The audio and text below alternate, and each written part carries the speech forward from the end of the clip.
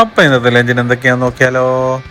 അത് എത്ര ടിഫിൻ നോക്കാം. 1 2 3 4 5 ടിഫിനുണ്ട്. ആദ്യം ചോറെടുക്കാം. ചോറ്, അതിനകത്ത് ബീറ്റ്റൂട്ട് തോരൻ അല്പം ബാക്കി വന്ന് ഇട്ടിട്ടുണ്ട്. അപ്പോൾ ഇത് പാർട്ട്ണറുടെ ചോറാണ്. സാമിയായതുകൊണ്ട് എല്ലാം മാറ്റി വെച്ചേക്കാണ്. ഇത് നമ്മുടെ പാവയ്ക്ക പാവയ്ക്ക തോരൻ. ചെറുതായിട്ട് പാവയ്ക്ക അരിഞ്ഞ് തേങ്ങയൊക്കെ ഇട്ടിട്ട്. ഇത് നമ്മുടെ സ്ഥിരം മത്തങ്ങ എരിശ്ശേരി, എൻ്റെ ഫേവറേറ്റാണ്. ഇത് തൈര് കൊണ്ടുവന്നിട്ടുണ്ട്. തൈരും മത്തങ്ങ എരിശ്ശേരിയും നല്ല ടേസ്റ്റി കോമ്പിനേഷനാണ്. അതുകൊണ്ട് മത്തങ്ങ എരിശ്ശേരി തന്നെ തൈര് ഒഴിച്ചത്. അപ്പം ബീറ്റ്റൂട്ട് കുറച്ച് ഉള്ളൂ. അപ്പം അത് ബീറ്റ്റൂട്ടിന് തോരൻ ഉണ്ടാക്കിയിരുന്നു.